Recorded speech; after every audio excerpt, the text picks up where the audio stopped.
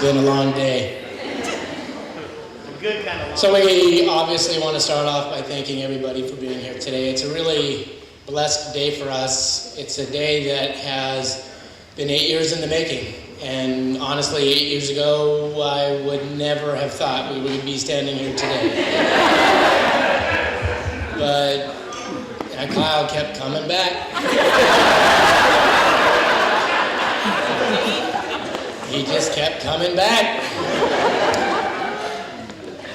So, how many of you guys out there have a daughter? Yeah. So, really I'm kind of talking to you right now, but everybody can listen. When you have a daughter, even before birth, people give you a lot of advice. And some good, some bad, right? Clean your shotgun, get ready. It's going to be so hard when they're teenagers. The best advice I ever got was somebody said, don't put too many rules down. They're just going to rebel. They're just going to get out there and do things to just really establish a couple of ground. I thought, that sounds pretty good. That's, and she's a bright, young, beautiful woman. I mean, she can, this might work. So I established one rule. One lousy rule. You may not date upperclassmen. That's it. That was my only rule. Hey, go to as many parties as you want. Go get high and drunk and go. Hey, you cannot date upperclassmen. That's it. Don't ask, don't tell. I get home from work one day. Mom, did you ask him? Mom. Ask me what? And here come a plate of brownies. Right? Jenna wants to date this young man. Oh, okay. Well, I'm okay. Well, how old is he? Oh, yeah, he's an upperclassman. No. It's pretty simple. The answer is no. It's completely not only against it, right? But most of you in this room met Jenna. And that no wasn't going to be working. So I said I need to meet this young man before you can date him. And Kyle, we met. And I'm going to give him some kudos right now, because I can be a little hard to get along with sometimes.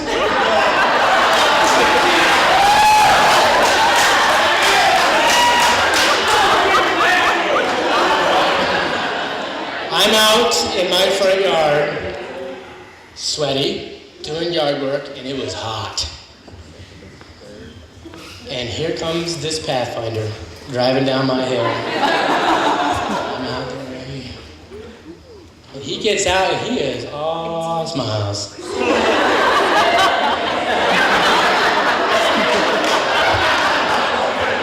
I took my rake, and I threw it, and I swear, harpooned into the grass, right?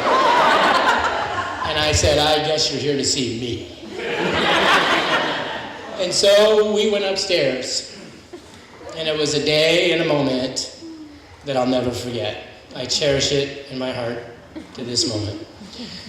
And as we walked upstairs, Jenna, and I believe, if I'm not mistaken, Alicia was with you that day. Oh, yeah. Please raise your hand. You know this song. They scattered like mice. They were gone. Like the house was empty. Poor Kyle, right? And so I made a quick trip through the kitchen, sat him down at the kitchen table, and as I went through the kitchen, I had a plan. I took a couple of pictures off the fridge, and I sat down and I said, Kyle, you're going to do a lot of listening today. And I put in front of him a picture of Jenna that year. She had taken some softball pictures for high school, and he looked down and he was like, yeah.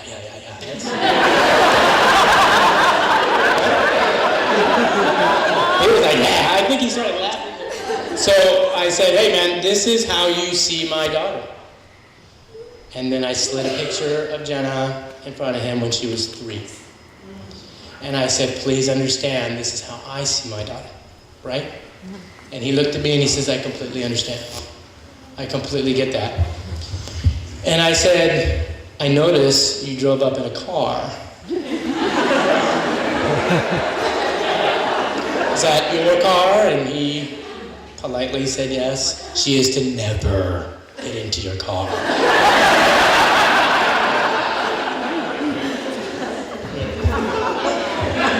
And then I needed to be clear, right? Like, is there anything about that sentence that you don't understand? Because I'll repeat it if I need to. And I said, you know, Jenna is a certain way. She's bright, articulate, she's beautiful, she gets great grades. I never have to look at her schoolwork.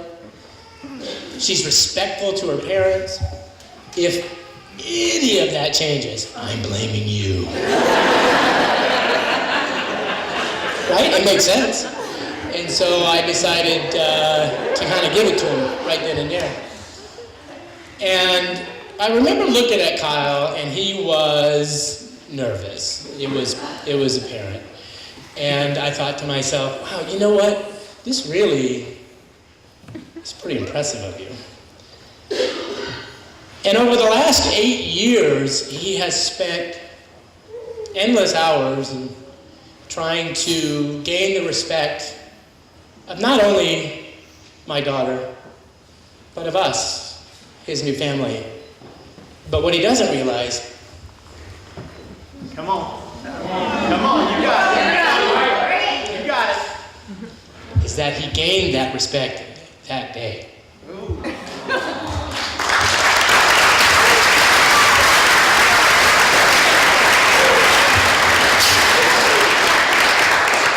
So one thing, Kyle, every time you would leave my house, I would shake your hand and I would say something to you. Do you know what that is? Put him on the spot. It's nice that he paid attention. I said, what is it? Good job. Good job. And he finally asked Jenna one day, why does your dad always say good job to me? What does that even mean? You know what it means? It means good job for taking care of my daughter. That's what it means. Yeah. So I love how you treat my family. I love how you treat me. But most of all, I love how you treat her. And so your mom and dad should be super proud of you because you're a tremendous, tremendous asset to our family. And what you've been able to do for her is unmatched. So I'm certainly proud to call you my son. Okay. Jenna.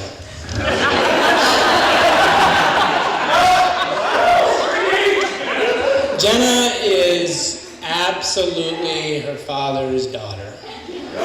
We are literally the same people, which is good and bad. It's mostly bad when we fight, because we're both pretty stubborn. Hey, there are times when I have to tell Kyle, man, defend yourself.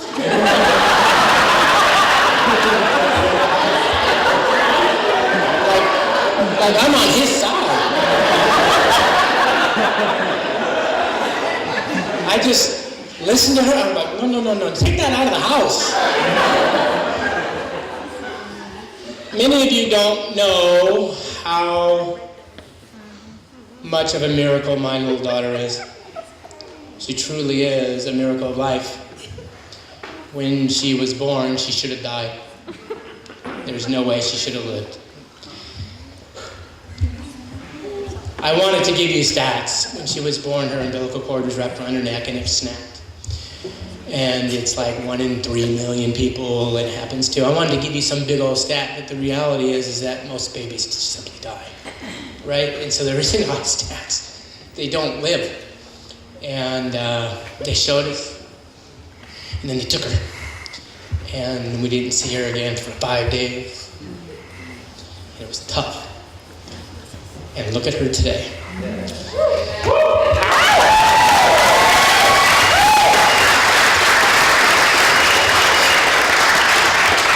She was, and I'm sorry for being long, but I had some things to say.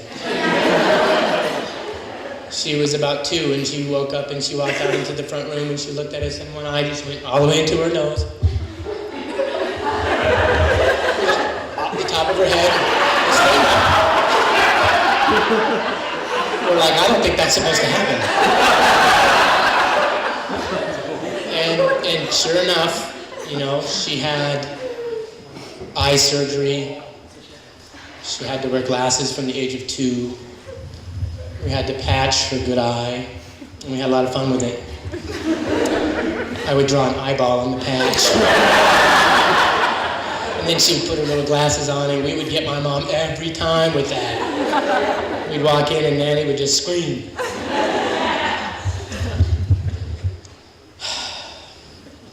She would disappear. Where's Jenna? Anybody seen Jenna? You know, I'd find her, she'd be in the top bunk in her bedroom reading. I go, who does that? Right? And so, I used to read her bedtime stories, and I'd be tired and not want to do it, so I'd be like making stuff up and turning the pages really fast, and she'd like, Daddy, that's not how the story goes. If you know how the story goes, why are we reading it?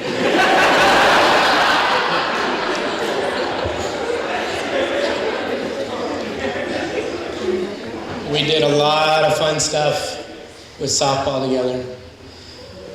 I was Jenna's coach for many years, and it's one thing to be her coach, but you know, as a coach, you got to coach a lot of other people. And she always allowed me to be a role model and a parent figure to other people first. She always took a step back. And it always amazed me. She never ever cared, never was jealous. You pay attention to them first. I get you at home. And that was really important to me because those are some of the best days of my life. She... Well, you were coach of the year. That's a smart man right there. She graduated academic honors at high school. She was accepted to the University of Washington. She was the first to graduate college in her family. She's really my special superhero. And as I look at her today, I just want you to know that I can't remember my life before you, and I can't imagine my life without you.